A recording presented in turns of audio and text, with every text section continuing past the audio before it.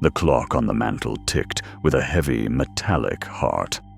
But Martha didn't hear it. At 84, her sleep was less a rest and more a slow descent into a heavy, velvet fog. She sat in her floral armchair, the lace doily behind her head, yellowed by decades of hairspray and afternoon sun. The first scout arrived at 3:14 p.m. It was a single, odorous house ant, tiny and frantic. It crested the mountain of her orthopedic shoe, navigated the nylon tundra of her stocking, and found the prize, a microscopic smear of peach marmalade near the corner of her mouth. Martha's breathing was shallow. Her jaw had dropped just a fraction, enough to break the seal of her lips. The trail. By 4 p.m., the pheromone trail was a chemical highway. It ran from the crack in the baseboard, under the radiator, and up the mahogany leg of the chair. They didn't bite. Not yet. They were efficient. Hundreds of them began to explore the landscape of her skin. To the ants, Martha was not a person. She was a vast, warm topography of ridges, salt flats, and damp caves. The pulls.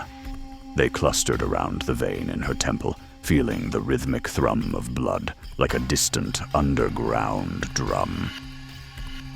The moisture. They gathered at the corners of her closed eyelids, sipping the salt from her tear ducts. The entry. A thin black line began to vanish into the shadow of her nostrils. The deep sleep. Martha dreamt of rain.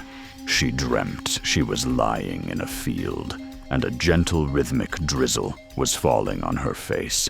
It felt ticklish, 1,000 needle pricks of water. She tried to lift a hand to brush it away, but her limbs were leaden with the weight of her afternoon sedative.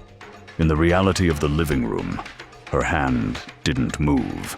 It was draped over the armrest, now entirely obscured by a shimmering, frantic glove of black bodies. One ant, then 10, then 50, ventured past the threshold of her teeth. They found the soft, wet cavern of her throat.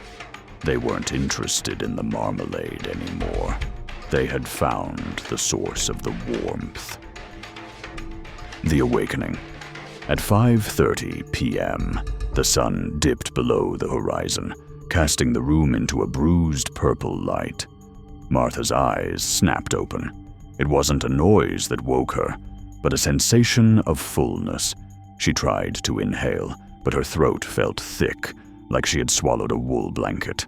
She tried to cough, but the effort only drew them deeper. When she opened her mouth to scream, no sound came out. Only a dry, rustling overflow of black legs and segmented bodies that spilled over her chin like living bile. She looked down at her arms. Her skin seemed to be boiling. The lace doily was no longer white. It was a shifting, heaving mass of chitin. She realized then, with the cold clarity of the dying, that the rain in her dream hadn't been water. It had been the sound of 1,000,000 tiny mandibles tasting her. As she reached for the phone, the ants on her eyelids finally began to dig.